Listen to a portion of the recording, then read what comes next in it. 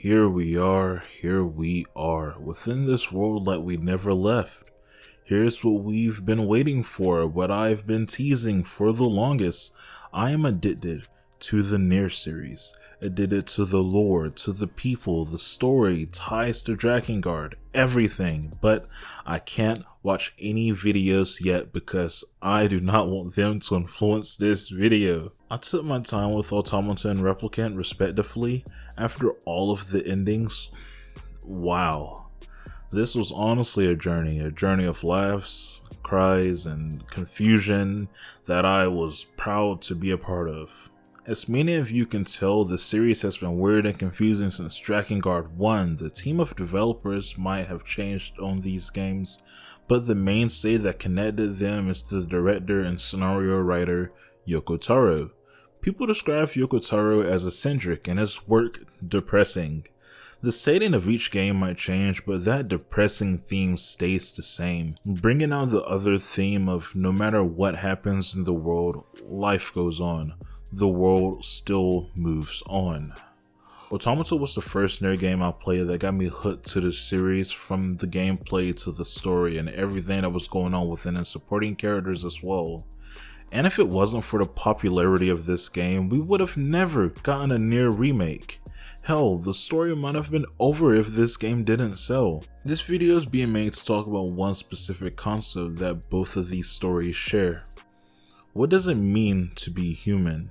Do you have to be human to be human, or is it the sentient emotions and feelings you have for yourself and others that make you human? Nier Automata is a video game directed and written by Yoko Taro. With his crew coming back together after the first Nier release, this game will be the first to be produced by Platinum Games. Going back to the Drakengard series, the game always struggled with the combat style that they wanted to portray. All of the games have elements of the open world combat combined with other stuff such as ace combat style fighting when it came to the Drakengard games. When it comes to the Nier games, side-scrolling and whatever you can call it, a 3D 8-bit world that Nines does whenever he hacks into things. Platinum Games, the people behind Metal Gear Rising, which is one of my favorite games of all time, I'm gonna be honest guys, I will talk about that game if you guys want that, genuinely I will. Were the right people to call for the job and in creating that fast-paced style combat that they wanted. As of July 2021, the game has sold over 6 million copies. I think it's safe to say that this was a success story for the boys in the back. Let's go guys. But switching over to the actual story, it consists of robots and androids, and the main focus of the story being living. What does it mean to live or be human? I'm going to try my hardest to answer that question today. If not, I'll just get really confused about it and you guys will be confused along with me. The best two to start off with is the main two, being 9S and 2B. The game starts off with us getting to know their dynamic a little. They are androids. They have emotions, clear as day from the first mission, but they normally tend to repress those emotions for the sake of the Yoro Group. The Yoro Group is the commanding military that all of the androids work for, and to make things less complicated, I will say they work under the guidance of human nature. Everything they do is for the sake of humanity. It gives them a purpose for existing. An android is seen as being faulty if they put their emotions first in battle. That's why 9S is seen as defective, because he's the emotional one. Anger, sadness, optimism. He is the one that is experiencing it all. While 2B as well as A2 are cold, calculated, and more like Jotaro from JoJo's Bizarre Adventures, where they keep this cold front, but you get the feeling that deep down they truly understand emotions and are even going through some themselves. The android's concept of living isn't by feeling emotions and living their lives happy and free. It is by following the orders of humanity. That is why they feel as if they're the closer ones to what humans are than the robots, who have families and love their families and pretend that they are going out and shopping and having a lot of fun adventures. If we follow any of the other androids other than 9S, 2B, and later A2, we would not get half of the emotions, not even a tiny bit that we got with these specific models. Robots. Since we have delved into androids' meaning of living, why don't we go ahead and go on to the robots? The robots, who are made by aliens to help fight the androids, are weird. Some have families, some throw parties, some live in villages, some wandering around the world all willy-nilly. These robots are living lives closely to how we do in modern times, but are they just imitating actions, or are they acting on their own?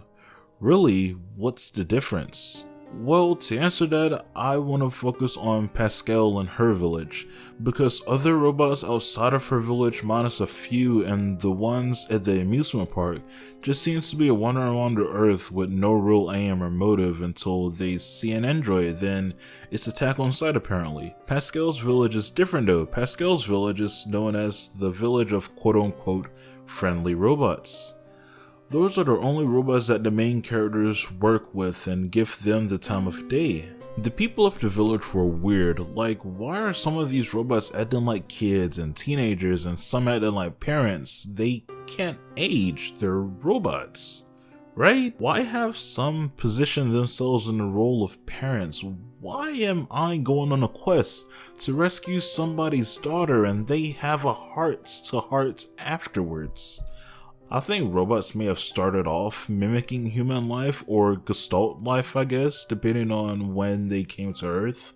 But somewhere along the way, somehow these robots started developing actual human emotions and connections to one another. The interesting part about all of this is, while doing research and playing the game of course, it has come to my knowledge that both the androids and robots are fighting with fake purposes. The reasoning for existing is completely fabricated by higher ups. For the androids, their purpose is to defeat all of the robots in order to protect humanity and give them a place to go back home to. And for the robots, destroy all androids so the aliens can fully take over what is known as Earth. Unbeknownst to both parties though, their respective purposes for fighting are both completely extinct and or out of the picture. They are pawns with fake purposes that are fighting an endless battle because without it, none of them would have a purpose for existing and the world would be a barren wasteland. I've been writing this script on and off for about 2 years at this point, since I first played Nier Automata back in like 2019, and the script has been finished for like 2 weeks, 2 or 3 weeks, you know. I've been really excited. I've recorded all of it. This is being done post-recording after somebody has reminded me of something. They have reminded me of the two major antagonists in Nier Automata that have completely just erased themselves from my mind. Adam and Eve. And those two antagonists fit this topic perfectly. This is unscripted, so I'm gonna be going really based off of memory at this point. This topic is about what makes people human. What is it that makes people human? Is it the looks? Is it the sentimental emotions? What makes people human? Well, these machines, these robots have evolved so much. They've come together to form two major beings, Adam and Eve. And when you look at these brothers, they look human. When you look at these guys, they look human. They have emotions. They care for each other. They bleed. I don't know what they bleed, but they bleed. You find that out when you kill them. They get angry. They have emotions. They look human, but the androids still treat them like they're machines. So I am asking myself yet again, what makes people human? Because I don't know. This supports this entire project so well, because the whole part about this robot section was that, are these robots just mimicking humans, or if they have actually somehow developed sentiments and stuff for themselves. And with Adam and Eve's inclusion into all of this, it 100% confirms the fact that they're not mimicking human life forms. They're not just, this is not just a show. This isn't just a show. They're actually, they actually have feelings. And It hurts you to go back and think, because when you're cutting people up, you hear them say no, stop, or no, that's my brother or something, and it's sad. It's so sad. When you play these games, they're so sad, and you'll hear about it in a couple of seconds when we get into Nier Replicant. But man, it just makes me sad, and I don't know what else I can say about this. Adam and Eve are just as human as 2B and 9S. Androids are machines. I don't understand the difference they're trying to put within this game, that they're different because they're also machines. The only slight difference that they have is that androids look human. But with Adam and Eve's inclusion within here, that's no longer a point to be given to the androids. They no longer are the only ones that look human. So do these machine life forms now. So what makes them human? I am not sure. The only other thing I can give them is that they were created by humans. That's the only thing above the robots that the androids have, is that they were created by humans. But is that enough? Is it the fact that you were created by humans what makes you human? Then I don't know. That leaves so many things out. So many different shows or mediums and stuff have depicted other things of being able to be called human. So this leaves a lot of that out and just says, if it was created by a human, you're human. You who are watching this, your parents are human, so you're human as well. If they created something, whether if it's a little toy, if they made a toy, the toy's human. If they made something else, the humans who created this PS5, they're human. This PS5's human, So I don't think that's a good point to be said. So it still boils down to emotions for me. Intelligence, I guess, as well. I just don't think the androids have a good point when they're being racist towards these machine life forms. Because they always claim that, oh, they're just mimicking human race, these fucking foul machines, how can they do this? You're also mimicking human race. You're not human yourselves. You're being hypocrites. You're not human. Or are you? Are all of you human? All of you have sentiments. All of you have feelings. You have emotions. The original Nier came out in 2010 with two versions, Gestalt and Replicant.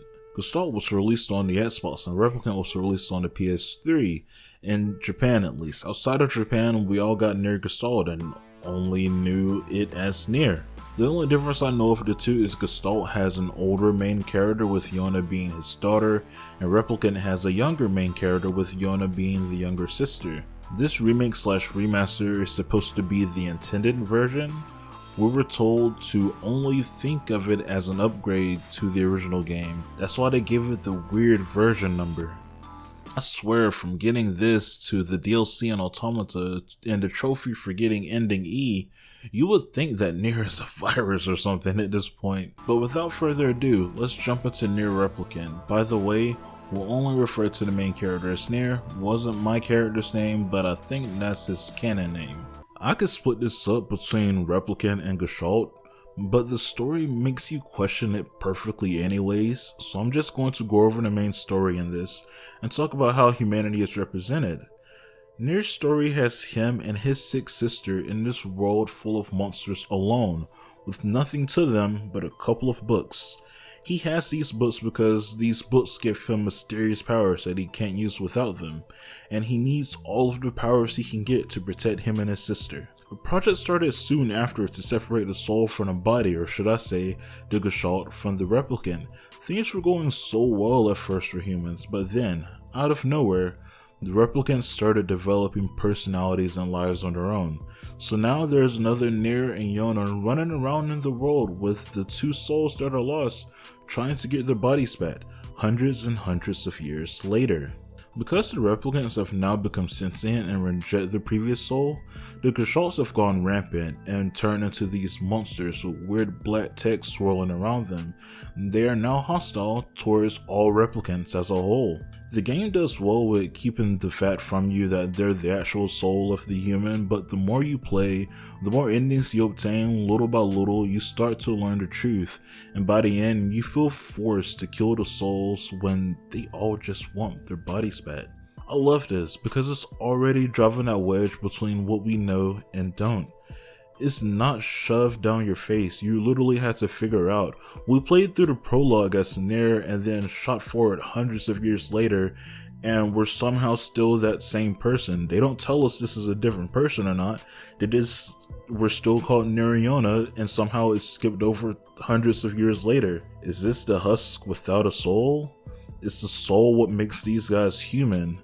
Then why does this Neir still care for Yona? Both Neirs within this story will do whatever they must to protect their sister Yona. Do Gestalts have the right to want their bodies back from replicants when they are now somebody as well? Neir's soul, since he was one of the first replicants, is known as the Shadow Lord. Oh my god, such a scary name. And all of the other Gestalts obey him as their ruler. His only mission is to get him and his sister's body back by any means necessary. But the more times you see the ending over and over and over again, you realize you're just pushing this dude away from his own body. You're pushing him away from saving his sister. If it's not obvious, I hated this ending, by the way, guys. Yona's Gestalt says the person that this body is just wants to see her brother again. Like, yeah? Don't you want to see your brother again as well? And after you become one and Neir does as well, both Gestalt and Replicant would have had their wish. Both of you would see your brother / sister and live together in peace. I don't know what would happen to the body's sentient self, but both of you would have that wish. Does this mean replicants are the correct form of humanity within this? The same replicants that have no prior knowledge of how the world was before they had the split the soul and body? I understand it though, like, I questioned earlier, do Gestalts have the right to want their bodies back after their bodies have become sentient on their own? Do replicants have the right to do what they want since it is their body? Even the Gestalt versions of Nier and Yona have different opinions about this apparently. This was a depressing ending for the Gestalts, but a happy one for the replicants. At least temporarily happy anyways, if we don't take into consideration the events that led up to Nier Automata. So now, let us talk about the one thing that connects both stories and lets you know this world's still connected, even thousands and thousands of years later. Emil. Emil is an enigma of his own. His story is about him and his sister being test subjects before the events of Replicant took place. After all of the experiments on Emil's sister, she became a gigantic creature unrecognizable from who she once was.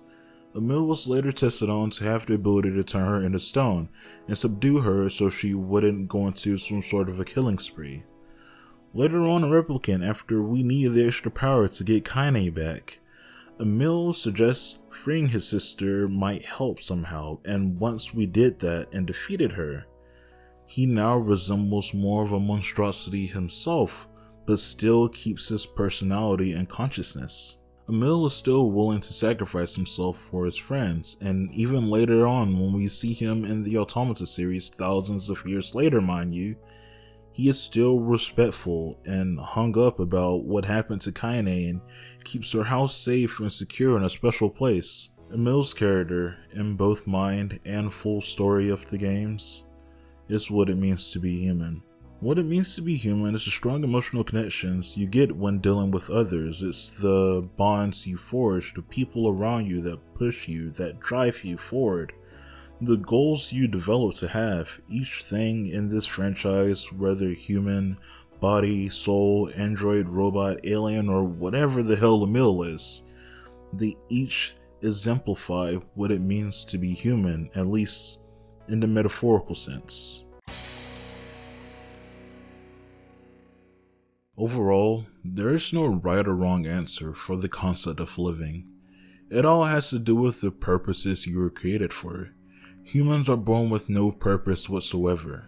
These games somehow made you feel for both the protagonists and antagonists, if you can even call them that, considering the fact that if the main character was the other one instead, it would still feel like a good guy trying to escape or take out the bad guy because it's from their perspective.